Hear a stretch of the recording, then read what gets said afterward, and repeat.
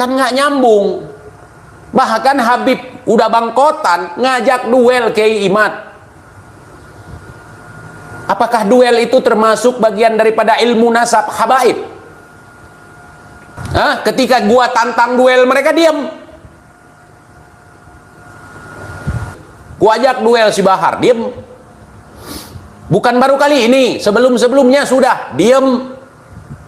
Ku tantang Mukibin, ayo kalau berani jumpa sama aku, Sherlock. Bu Sherlock. Besok Sherlock lagi. Sherlock TJ, keluar-keluar doang ente. Gitu. Kenapa? Dulu mereka bilang, jangan menghina si Rizik, nanti ente kualat. Nah, nanti ente kualat. Nanti ente akan menerima sesuatu gitu. Udah, gue lanjut. Gue bahas. Gue mau lihat kualat mereka. Gue mau lihat kualat mereka. Terus gue bilang itu, siapa namanya itu, 1 second itu, orang gila itu, bukan wali kutub, bukan wali majdub, orang gila. Gue bilang, coba ente bilang sekali lagi orang gila. Tunggu aja nanti. Mau kutunggu apa? Omong kosong. Hah? Bacot aja gede. Isinya cuma pepesan kosong, saudara. Jadi kalau orang bilang, Datuk kalian itu cuma ngebual gitu, nggak ada karyanya begini, tinggal kalian buktikan. Aduh, malu aku pernah jadi Mukibin kalian. Malu sekali aku, nyesal seumur hidup aku. Tapi nggak juga, kalau nggak jadi Mukibin gua nggak tahu. Tapi kalau ulama, kiai yang alim, yang allama, dengan Habib yang mabuk, dengan Habib yang zina, dengan Habib yang maksiat, tidak bisa dibandingkan. Sama dengan kau bandingkan itu air comberan dilokalisasi dengan sumur Zam-Zam. Itu tidak layak dibandingkan, tidak layak. Apalagi disetarakan. Karena ulama itu tidak bercerita tentang nasab, tidak bercerita tentang ras, tapi bercerita tentang ilmu, tentang adab, tentang keistiqomahan, tentang apakah dia melaksanakan apa yang dia tahu, apa yang dia pelajari, gitu. Tentang kejujuran. Kalaupun Habib misalnya bangsat, apa yang mau dipelajari dari mereka? Oh, itu bukan untuk dipelajari, harus dimuliakan aja. Untuk apa kita memuliakan sesuatu yang tidak mulia? Satu lagu Rhoma Irama sebujur bangkai lebih utama dari ceramah para habaib 70 habaib. Satu lagu sebujur bangkai Rhoma Irama lebih mulia dan lebih manfaat bagi umat Islam daripada ceramah 70 habaib. Pak Quraisy aja disebut sesat, setingkat Pak Mahfud MD saja disebut sesat.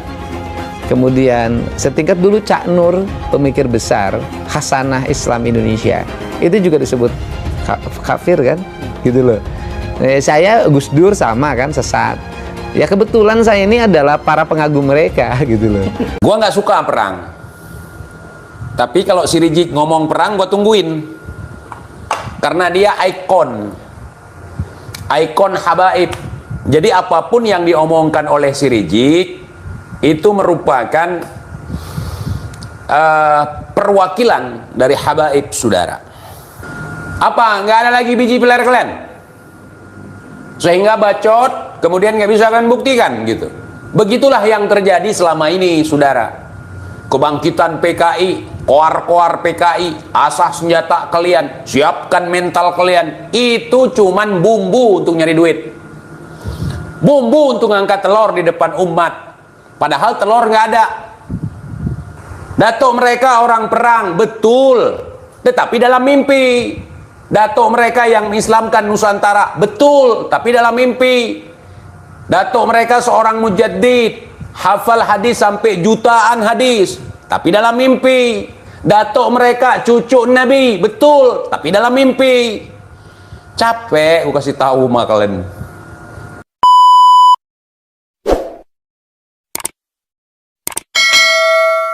Selamat malam teman-teman semuanya. Gimana Lebaran udah habis belum? Lebaran udah habis belum? Soalnya ada lutung kemarin koar-koar.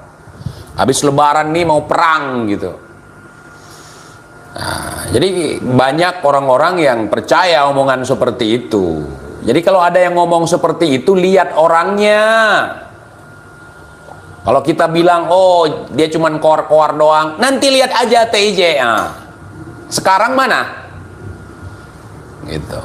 Lihat dulu yang ngomong siapa. Pengalaman-pengalamannya gimana. Track recordnya gimana. Cucu siapa gitu. Kan cucu orang perang katanya. Cucu orang berdarah-darah, orang perang. Datuknya berjasa untuk mengusir penjajah, datuknya berjasa untuk mengislamkan Nusantara, saudara.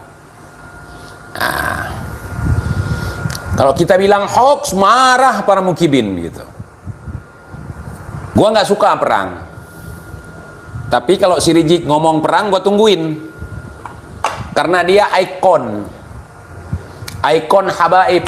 Jadi apapun yang diomongkan oleh si Rizik itu merupakan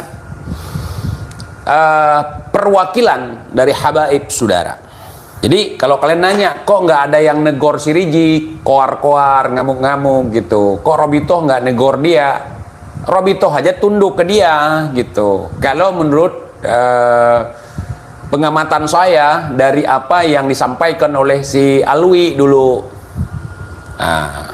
dia itu ikon daripada habaib katanya. Gue nungguin, walaupun gue nggak suka peperangan, ya kan, nggak suka pertumpahan darah gitu. Tapi kalau mereka yang ngomong perang, gue jabanin, saudara. Apa? Nggak ada lagi biji peler kalian, sehingga bacot, kemudian nggak bisa kalian buktikan gitu. Begitulah yang terjadi selama ini, saudara.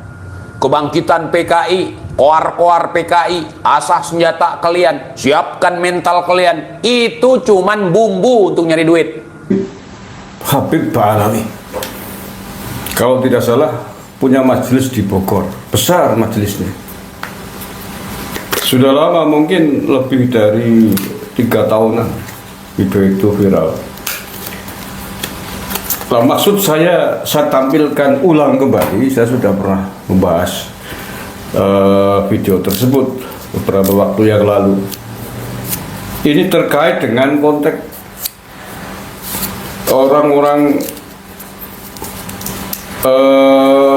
aktivis, bahkan lembaga GP Ansor, khususnya di Sulawesi Tengah, Palu, yang kemarin ikut kebakaran jenggot gara-gara ada salah satu oknum Habib yang tersinggung, yang disinggung oleh kiai kita.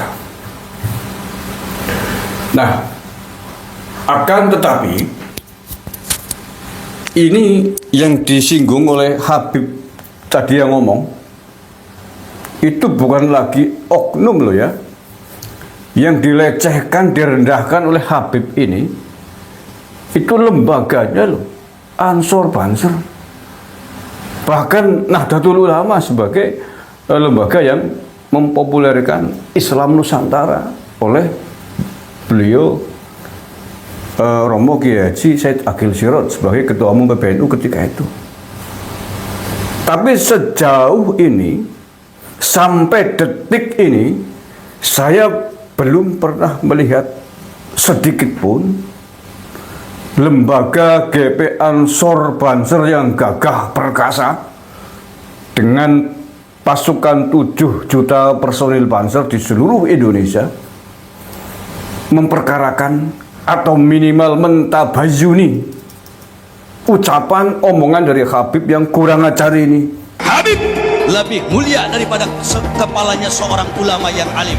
Jangan sampai ada lagi yang berani bicara seorang Habib yang ahli maksiat, ahli yang tukang doraka, tukang dosa, dikatakan lebih mulia daripada 70 ulama yang alim. Dan ini ada jelas penistaan, penghinaan yang tidak bisa kami biarkan terhadap leluhur, orang tua kami, guru-guru kami, para kiai kami, khususnya yang ada di golongan Ahlus Sunnah wal Jamaah Nahdlatul Ulama. Ada beberapa dari habaib yang sampai mengatakan bahwa kalau kiai itu misalkan melakukan maksiat, kiainya luntur. Tapi kalau kami Habib mau melakukan apapun, darah secara genetiknya sudah nyambung bersama kami. Jadi kami tidak bisa bisa jadi mantan Habib. Kiai Iman bikin tesis pun sebenarnya adalah reaksi atas kecongkakan dari orang-orang habaib itu. Siapapun yang mengaku keturunan Nabi wajib diverifikasi, dan siapapun yang mengaku keturunan Nabi dan terbukti bukan keturunan Nabi wajib kita batalkan. Terus adakah pidananya terhadap pengakuan Ba'alwi tersebut, bahwasanya siapapun yang mengaku sebagai anak keturunan Nabi dan tidak terbukti termasuk dalam penodaan agama? Setelah ada Munas Alim Ulama dan sudah ada keputusan bersama, maka dengan bekal hasil keputusan itu kita bisa melakukan pemidanaan. Bumbu untuk ngangkat telur di depan umat, padahal telur nggak ada. Begitu saudara. Hati-hati TIJ ngomongin si Rizik, nanti aneh kepung dengan pasukan keputihan rumah ente. Sampai sekarang pasukan keputihan itu nggak nyata depan gue. Gitu. Datuk mereka orang perang, betul, tetapi dalam mimpi. Datuk mereka yang mengislamkan Nusantara, betul, tapi dalam mimpi. Datuk mereka seorang mujaddid, hafal hadis sampai jutaan hadis, tapi dalam mimpi. Datuk mereka cucu Nabi, betul, tapi dalam mimpi. Capek gua kasih tahu mah kalian. Masih juga kalian tanya.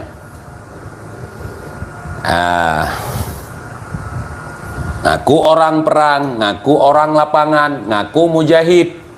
Ini kita lihat sebentar lagi ulama dunia akan mengumumkan jihad ke Palestina. Gua mau lihat apakah ada moncong mereka di sana nanti.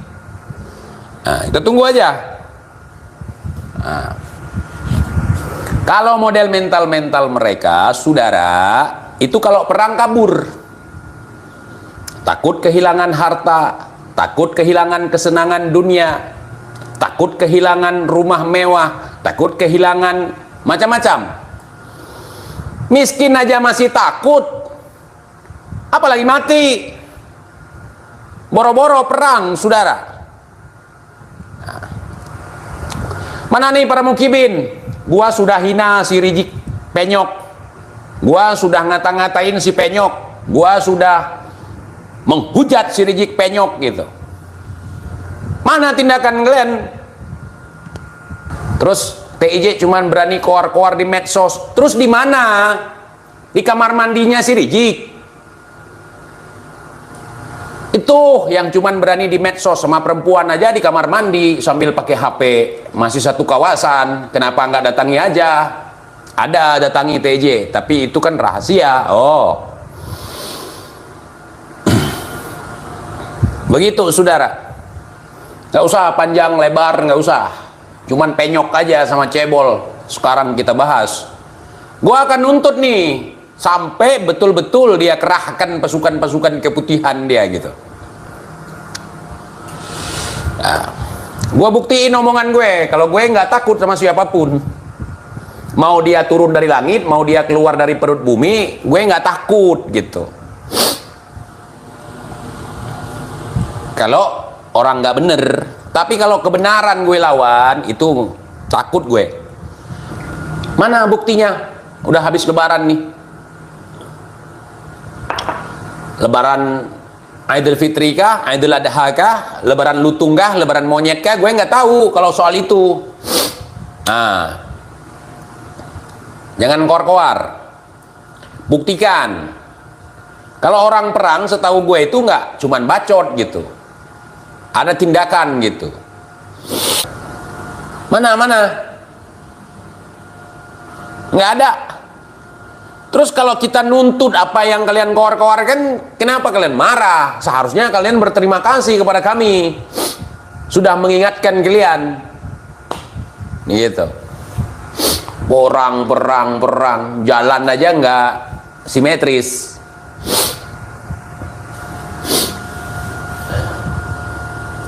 Kita butuh bukti, bukan janji gitu. Mana? Mungkin di sebagian di Pulau Jawa kemarin ada beberapa tempat yang memang ricuh gitu.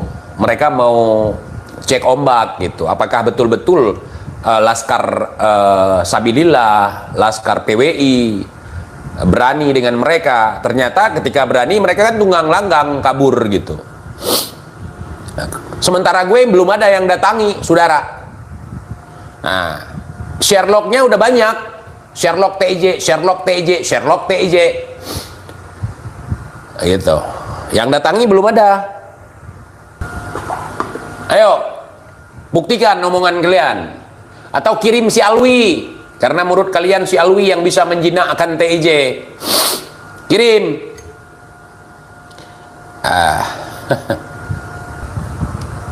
Gue belum pernah lihat mereka berperang. Gua belum pernah lihat si Rijik Cebol itu perang, si Bahar Bencong itu perang, si Ali Jindan Dobol itu perang. Belum pernah lihat gua. Gua mau lihat. Gua mau lihat kali ini setelah Lebaran gua mau lihat. Gitu. Itu kalau koar-koar di medsos, waduh, ente nggak tahu cara bermain, biar aneh yang ngajarin cara bermain. Cuman mau nunjukin lu mandi hujan sama bocil-bocil gitu. Kalau itu kita sering. Nah, coba gue mau lihat. Siapkan senjata kalian, tentukan tempatnya di mana, tentukan jam berapa. Pret. Dulu waktu perang di sini nggak pernah tentukan tempatnya, tentukan jadwal waktunya jam berapa, nggak ada. Tiba-tiba udah ngebom aja. 3 tahun yang lalu si Aldo udah nantang gue. Tunggu lu TJ, gue mau ke sono, gue akan nanya langsung depan muka dia gitu. Sampai sekarang masuk tahun keempat kagak ada bukti. Nah, dia pikir kibin-kibin dia bisa digitukan. Kelamaan ngedobol. Makanya semua orang kalian pikir bisa ditololin sama kalian gitu. Ya. Bukti mana bukti? Si Rijik pernah tempur di sini. Oh, di Albania dia kan pernah berperang. Di Bosnia dulu membantu masyarakat Bosnia ketika berperang. Di Kosovo dia pernah berperang gitu. Di Papua, di Aceh, tapi nggak ada. Kalau kata Kibin, si Rijik itu yang membantu dulu pergerakan GAM gitu. Panglima-panglima GAM dulu berjuang bersama si Rijik. Kapan?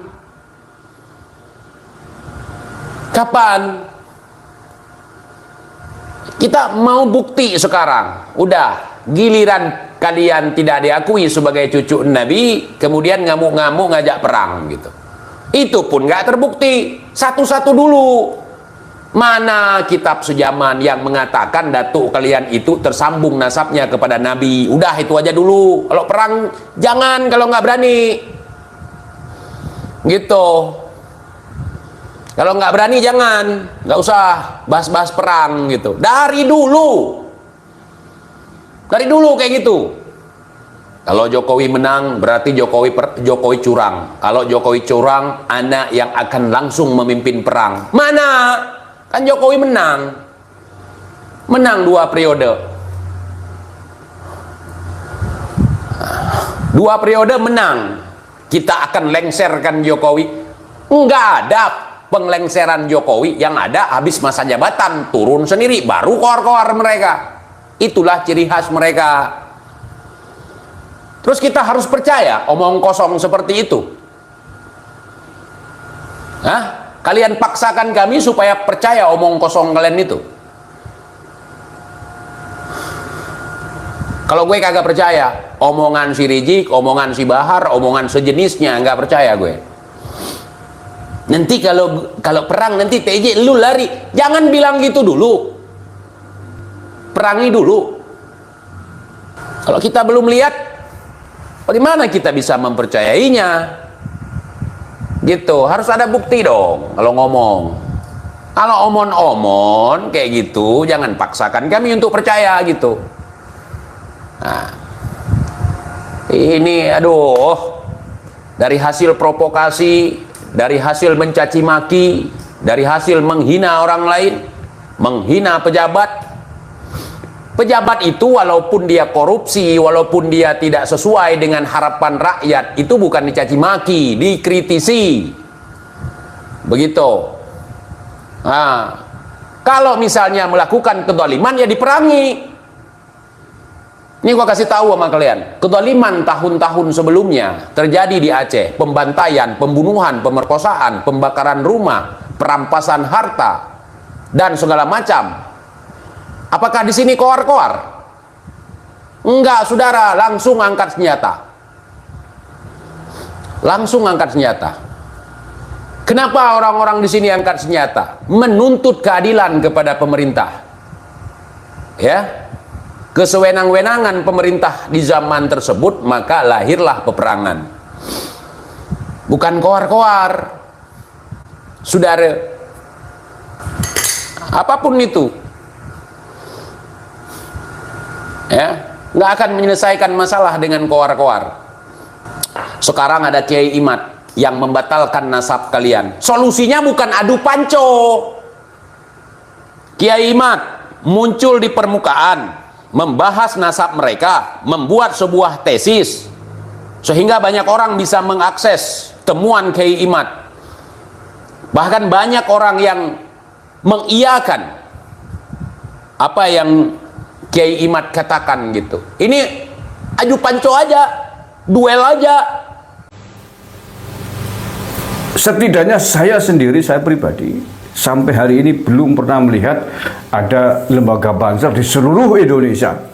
Mulai dari tingkat ranting sampai kecamatan, kabupaten, pusat, pimpinan pusat. Saya belum pernah mendengar, belum pernah membaca beritanya bahwa GP Ansor mempersoalkan pelecehan, penghinaan dari Habib tersebut. Apa masalahnya?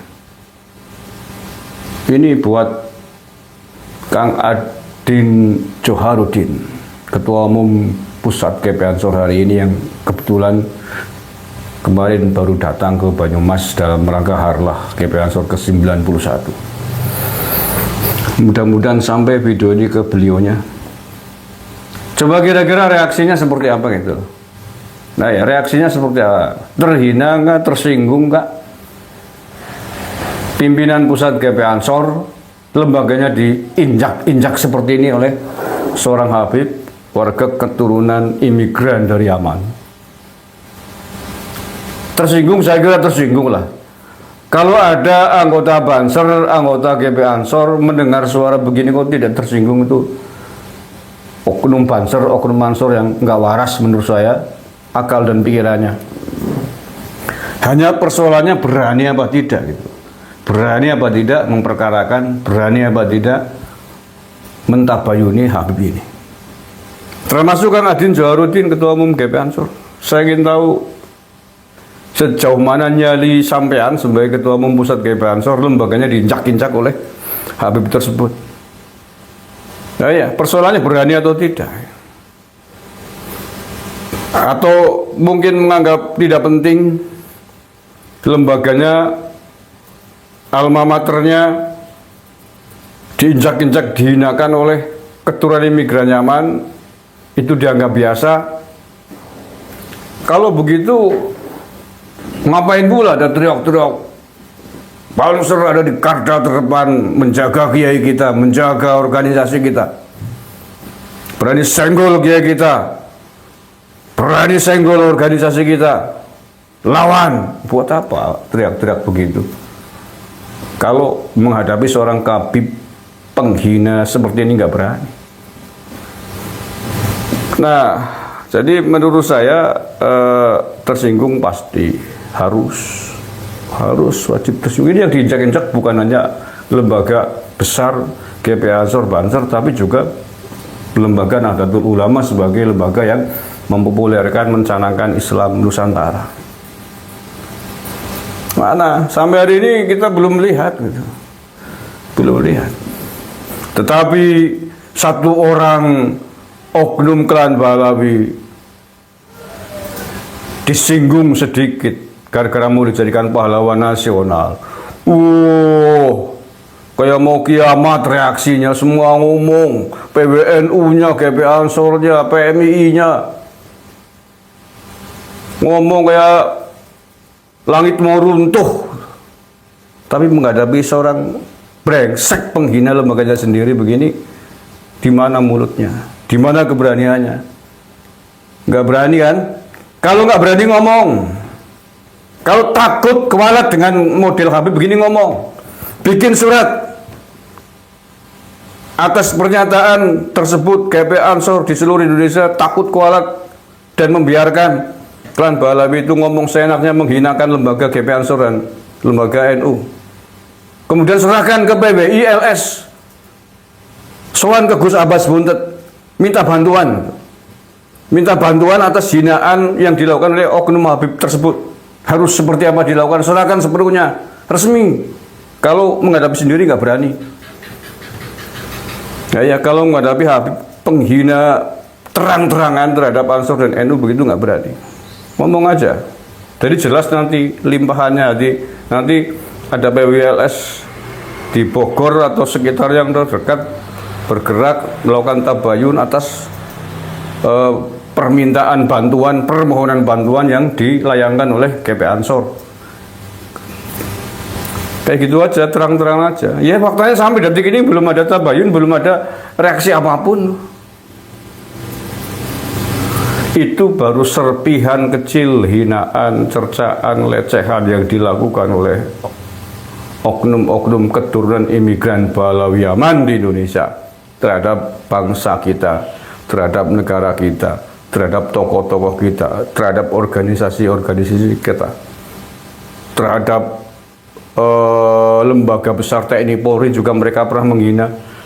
Kepada presiden kita juga menghinakan seenaknya sendiri. Mana Ansor Banser yang teriak NKRI harga mati, bari bersuara lantang mengkritik mereka, mana? Saya bertanya itu. Jadi buktikanlah. Ya, kalau dengan Habib model begini, suaranya juga lantang mengecam,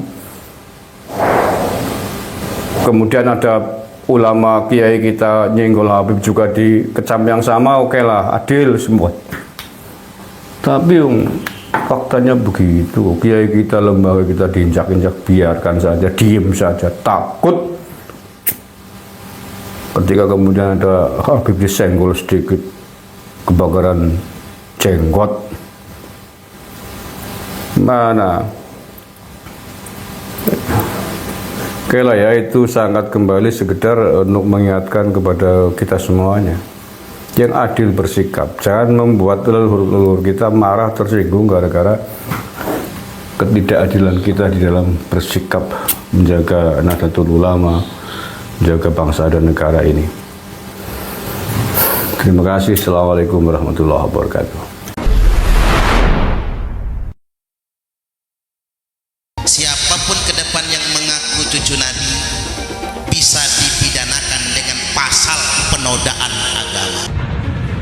Hai, Bahar Semit. Saya Mbak Gimbal, sang putra alam. Saya Mbak Gimbal menantang kamu duel. Kamu boleh menggunakan golok permata duamu yang kamu bangga-banggakan.